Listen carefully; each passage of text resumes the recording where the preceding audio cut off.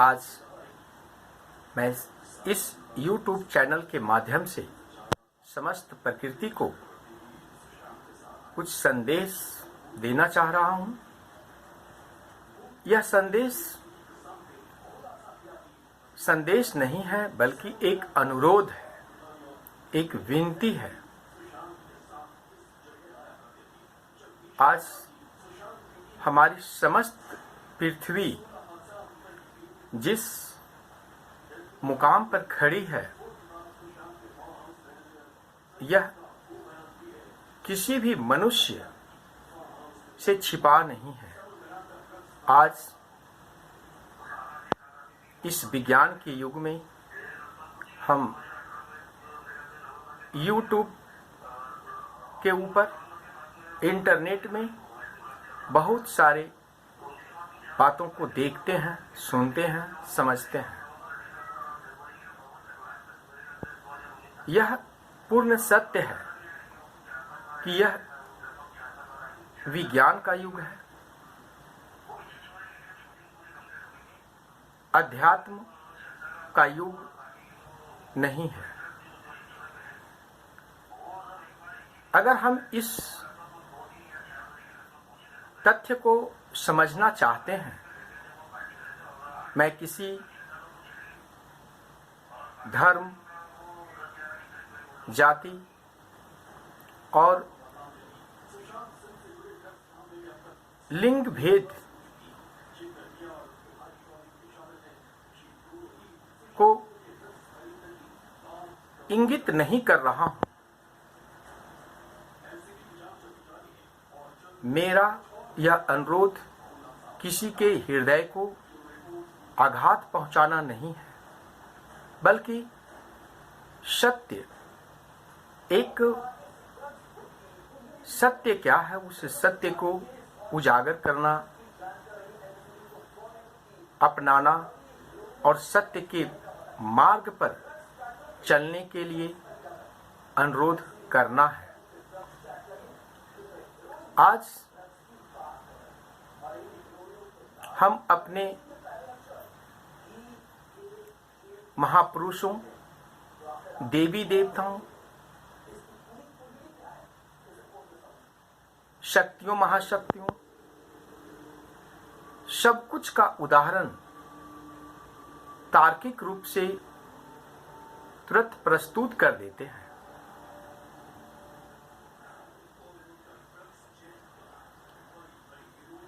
जन्म मैं एक हिंदू परिवार में लिया हूं। यह मैं नहीं कह रहा हूं कि मैं हिंदू हूं, सिख हूं, ईसाई हूं या मुस्लिम हूं। मैं तो सिर्फ एक मानव हूं, और मानव और मानवता का न कोई जाति होता है, न कोई धर्म होता है। उसका तो एक ही धर्म है, एक ही जाति है, एक ही कर्म है, एक ही सोच है, सत्य। और वह सत्य क्या है? मानवता, जिसमें प्रत्येक धर्म समाया है। खैर, इन बातों को परे रखते हुए मैं स्वयं से जिस समाज ने मुझे पहचान दी, वहीं से प्रारंभ करता हूं। आज हम अपने दैव रूप में पितामह श्री राम को मानते हैं, पितामह श्री कृष्ण को मानते हैं। और जब कभी, चाहे वो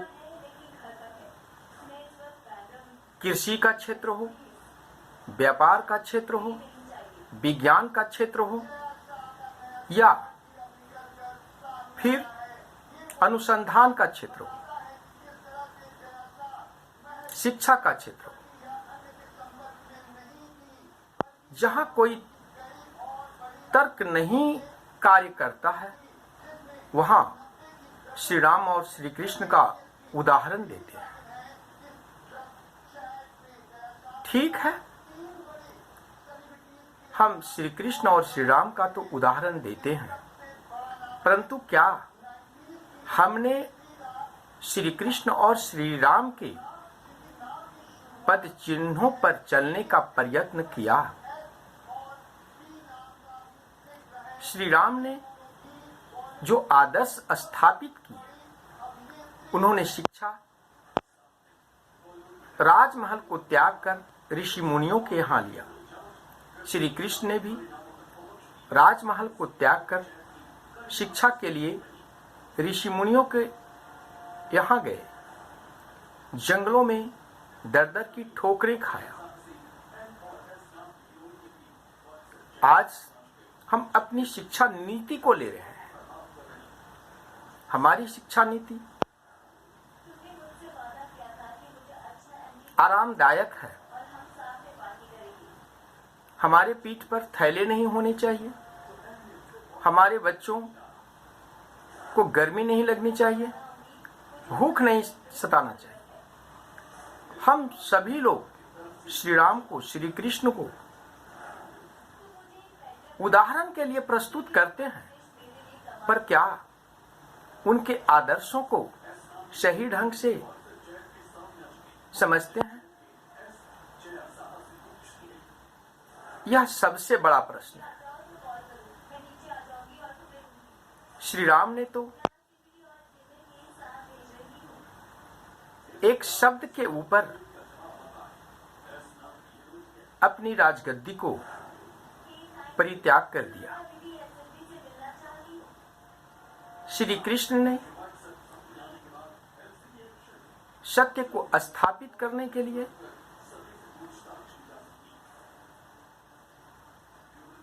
अपने तमाम सुख सुविधाओं को छोड़ा।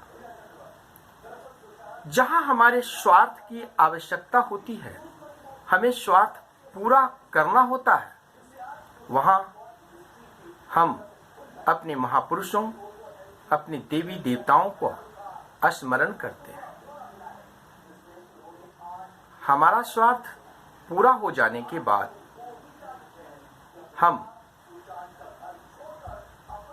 उन तमाम आदर्शों से विमुख हो जाते हैं। इस प्रकृति से हम सब कुछ की अपेक्षा करते हैं, पर इस प्रकृति को कुछ देने का हमारा कोई कर्तव्य हम नहीं समझते हैं। आज सबसे बड़ी इस पृथ्वी पर समस्या एक महामारी के रूप में कोविड-19 है। क्या हम सोचते हैं इस महामारी का कारण क्या है? अगर वैज्ञानिक तौर पर सोचें तो सभी बीमारियों का जड़ प्रदूषण है। ये प्रदूषण कहां से आया? यानी हम अपने विज्ञान का अगर इस्तेमाल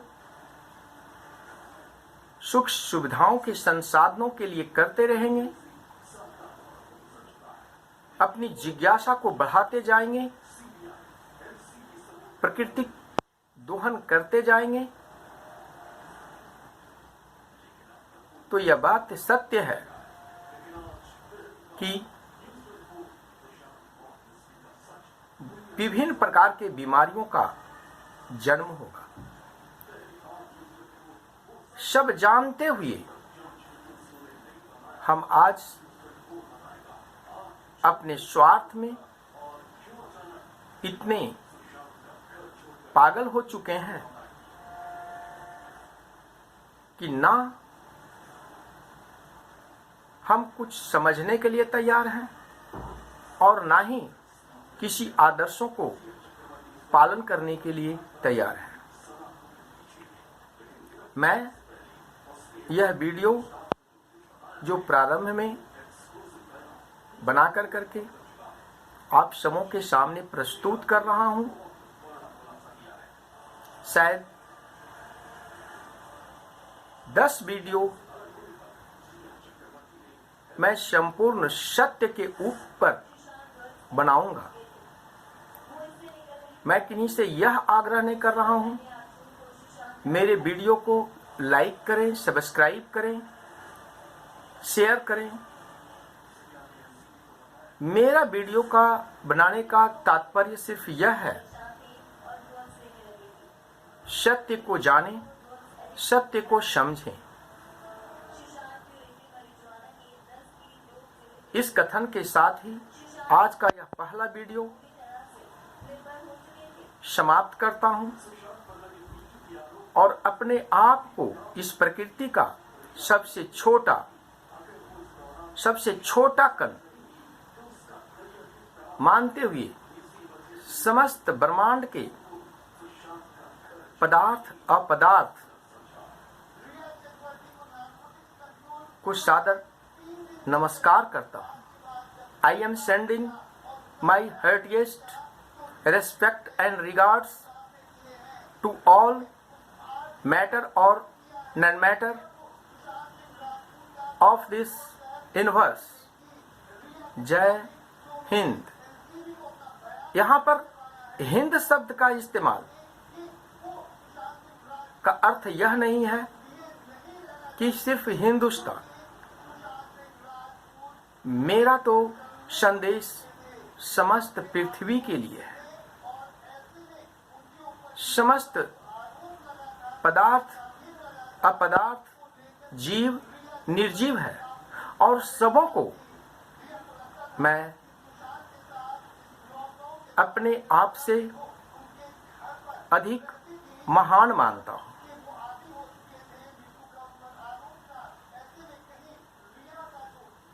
नमस्कार।